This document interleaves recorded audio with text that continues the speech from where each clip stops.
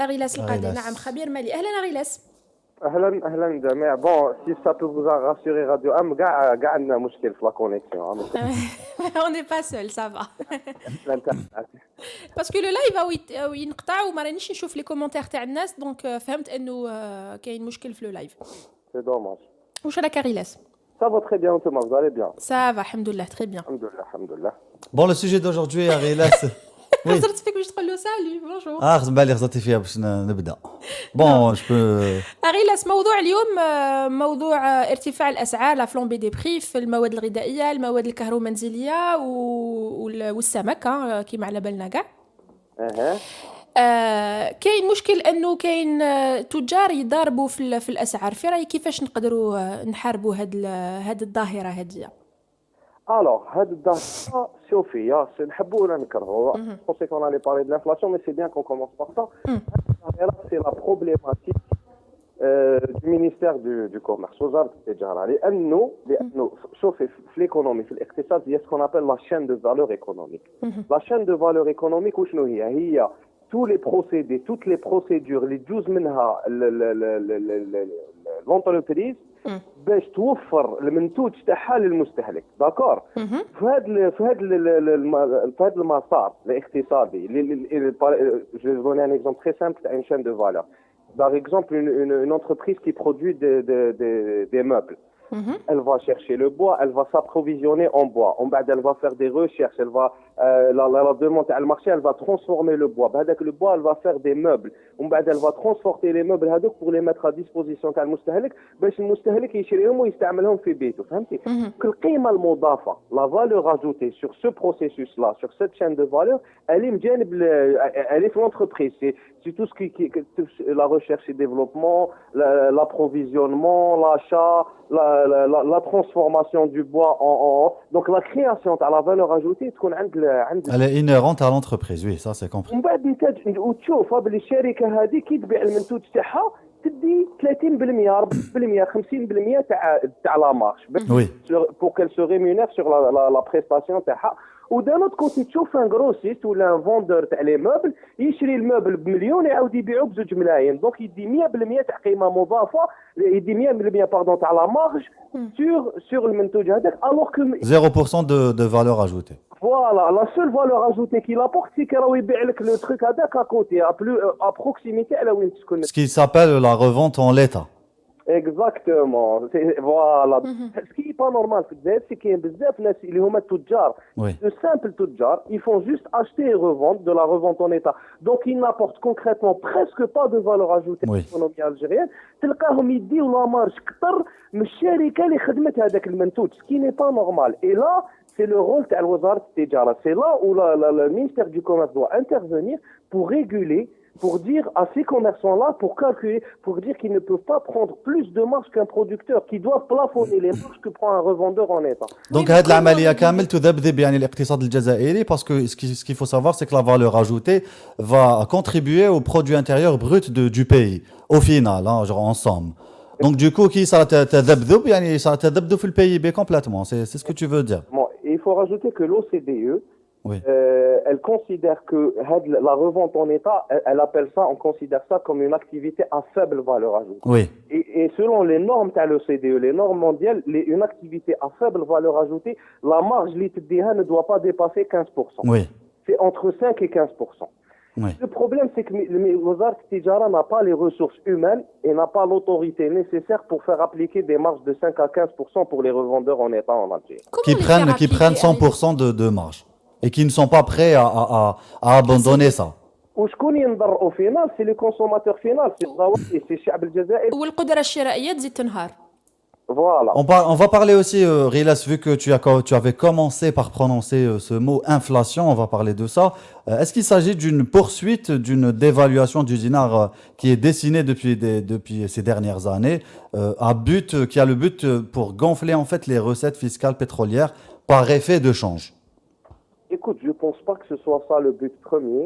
Oui. Je pense que l'inflation, la dévaluation du dinar, c'est la conséquence du fait que le dinar a été surévalué a été subventionné, si on veut, par Oui. les gouvernements algériens successifs, par les banques, les gouverneurs, les banques d'Algérie qui se sont enchaînés, et que un point où ce n'est plus possible. Parce qu'on a, en fait, on a artificiellement maintenu un dinar à un niveau élevé. Oui. Là, ce n'est plus possible. L'économie, elle est à deux doigts de s'écrouler. À un moment, il faut revenir à la réalité des choses. Donc, c'est un réajustement plus nécessaire qu'autre chose. Et je ne pense pas que ce réajustement va permettre d'augmenter tant que ça les recettes fiscales à l'État algérien.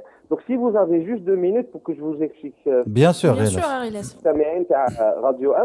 Donc, il faut savoir qu'il y a plusieurs façons de calculer la valeur d'une monnaie. D'accord? Oui. Il faut savoir aussi que la Banque d'Algérie n'a jamais communiqué sur la méthode qu'elle utilise pour calculer la valeur du dinar algérien. Oui.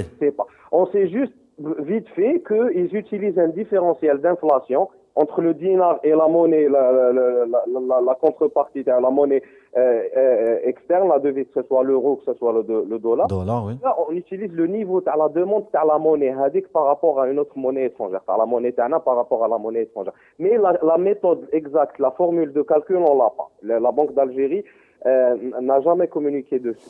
D'accord. Donc, ce qu'on sait, il y a beaucoup d'économistes, presque tout le monde est d'accord, le FMI, la Banque mondiale, les économistes indépendants algériens, même les économistes à la Banque d'Algérie disent que la valeur du dinar, elle est gonflée. Oui. Ce qui veut dire qu'en réalité, 1 euro n'équivaut pas à 130 dinars, 140 dinars ou 150 dinars. La réalité est qu'un euro vaut beaucoup plus que 200 dinars. Et c'est peut-être la même chose aussi pour le dollar. Oui. Ça, c'est du fait que l'économie algérienne ne produit pas assez, n'exporte pas assez en dehors des hydrocarbures pour pouvoir avoir un dinar fort face aux devises étrangères.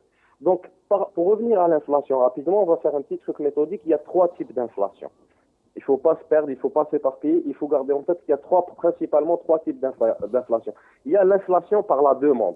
L'inflation par la demande, elle se crée dans un marché ou là, dans une économie quand la demande pour un produit augmente et que l'offre pour répondre à cette demande-là reste faible. Et là, je vais prendre l'exemple des véhicules, l'automobile en Algérie. Et l'automobile en Algérie, on est en train de constater une inflation du prix par la demande. Parce que l'État algérien a bloqué l'importation des véhicules, il a bloqué l'importation des véhicules neufs et les véhicules d'occasion, et il a arrêté les projets d'assemblage automobile. Du coup, l'offre des véhicules en Algérie, elle a presque carrément disparu. Il n'y a pas d'offre de véhicules. En même temps, les Algériens continuent de vouloir acheter des voitures, donc il y a une forte demande sur les voitures et l'offre, elle est très faible. Du coup, il y a une inflation systémique, c'est-à-dire les automobile, il béha pratiquement en ce moment. Oui. Le type d'inflation, elle touche des niches, elle touche des produits ciblés, elle touche pas toute l'économie, d'accord? Oui. Ça, c'est une première catégorie d'inflation qu'on est en train de constater aujourd'hui en Algérie. Le deuxième type d'inflation, c'est l'inflation par l'augmentation du volume de monnaie en circulation de l'économie. Oui. On sait que depuis quelques années, l'Algérie est en train de connaître des déficits qui sont quasiment en train de devenir structurels. Et les déficits, ils sont comblés, ils sont comblés par de l'impression monétaire. C'est-à-dire qu'on est en train de couvrir les déficits de Mizania, Oui. le trésor public, en imprimant de la monnaie sans contrepartie. Bon, le fait d'injecter. En fait, ce qu'il faut savoir, c'est que l'argent, comme tout produit, il suit la loi de l'offre et de la demande. Oui. Plus il y a de l'argent en circulation dans l'économie, plus l'argent perd de sa valeur, Oui. plus il y a d'inflation. Sauf qu'il y a beaucoup d'économistes qui disent que ce type d'inflation, il reste quand même assez modéré. C'est-à-dire que même si on imprime beaucoup, il faut vraiment imprimer des quantités énormes de monnaie pour créer une inflation forte qui puisse endommager ton économie. Et il y a beaucoup d'économistes algériens qui valident ça, notamment Norm Dahi, Raouf Bouskin, qui disent que l'inflation par la création monétaire, elle reste quand même assez contrôlable et assez limitée. D'accord. L'inflation, c'est pas à court terme, c'est pas ça qui va déstabiliser ou la déséquilibrer l'économie algérienne. En contrepartie, ce qui avait posé problème, notamment en 2008, c'était la monnaie qui n'existe pas réellement et qui ne circule pas réellement. Je parle là de la monnaie fiduciaire et scripturale, ce qui a créé la dette, et voilà, on connaît tous l'histoire. Bon. Sauf que la monnaie Hadia qui est imprimée par l'État algérien, elle est injectée dans l'économie, donc elle est utilisée pour faire quelque part à recréer de la richesse, directement ou indirectement. Donc l'impact sur l'inflation, il reste modéré. Parce qu'il faut savoir qu'on a imprimé beaucoup d'argent sur les 4 dernières années, et ça n'a pas complètement fait exploser. C'est pas ça qui a provoqué l'inflation qu'on a connue. Ghilas, une... Oui. L'inflation, Oui, كمل. c'est important, celui qui va le plus se faire ressentir chez les ménages algériens, c'est la dévaluation de la monnaie. Oui. Pourquoi la dévaluation de la monnaie, elle va avoir un impact? Parce que l'Algérie dépend beaucoup des intrants de l'importation. Même les produits qui sont réalisés, qui sont produits fabriqués en Algérie, sont importés. Voilà, les intrants, la matière première, les composants. Oui, les entreprises de production, quoi. Voilà, que ce soit production, même pour les services, il y a beaucoup, on a besoin pour faire fonctionner, les entreprises algériennes ont besoin d'importer, que ce soit du service ou de la matière première ou des intrants. Oui. Du fait de la dévaluation du dinar, ça veut dire que l'importation des produits va coûter plus cher, ça veut dire que le coût de revient, le produit va coûter plus cher. Ça veut dire que ça va coûter plus cher. Et là, on va avoir une inflation généralisée. Oui, parce que les fournisseurs, t'as les entreprises de production, ne sont payés qu'en devises. Voilà. Oui. Il y a deux théories, il y a deux façons de voir les choses. Il y en a qui disent que cette méthode, la dévaluation du dinar, va permettre de faire augmenter la fiscalité, le revenu fiscal de l'État. Oui. Sur le court terme, c'est vrai. Voilà, on va prendre un exemple très simple. Par exemple, un importateur qui importe un conteneur, il soit 20 000 euros. Oui. Avant, je dis n'importe quoi, je donne juste des chiffres pour que les gens comprennent. Avant, 20 000 euros, c'était, on va dire, 400 millions. C'est-à-dire qu'il importait un conteneur 20 000 euros. Où est-ce qu'il devait payer à la banque? C'était 400 millions. D'accord? Oui. Mais, avant, la TVA, en fait, chaque produit importé, il y a une TVA, il y a des droits de douane, il y a même dans certains cas un DAPS, un droit additionnel provisoire de sauvegarde qui est appliqué. C'est des charges et des droits, des taxes qui sont appliquées, qui vont au trésor de l'État. Oui. Avant, le conteneur à 20 000 euros, la TVA de 19%, le droit de douane était appliqué sur 400 millions.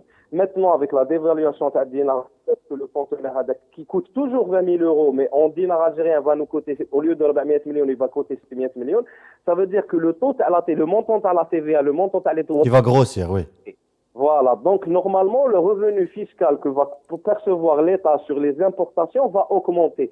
Mais il ne faut pas s'arrêter là, c'est très court terme vision. Il y a des gens qui trouvent que ça, c'est un bon argument qu'il faut dévaluer, ça va faire augmenter le revenu fiscal à l'État. Oui, dans un premier temps, c'est ça qui va se passer, c'est que le revenu fiscal à l'État va augmenter, mais dans un deuxième temps, ce qui va se passer, c'est qu'il va y avoir une perte de pouvoir d'achat à les ménages. Oui. Du coup, il va y avoir une baisse de la consommation à les ménages. Et par baisse de consommation à les ménages, c'est-à-dire que les entreprises, les revenus, le chiffre d'affaires à les entreprises algériennes va baisser. Et quand le chiffre d'affaires, les Algériens vont moins consommer parce que les produits vont coûter plus cher. Donc les entreprises algériennes vont moins vendre. Exactement. Donc le chiffre d'affaires va baisser. Elles vont moins vendre, elles vont générer moins de revenus et elles vont payer à leur tour moins d'impôts à l'État algérien. Oui. Donc sur le court terme, ça peut augmenter le revenu fiscal, mais sur le moyen terme, ça va le diminuer.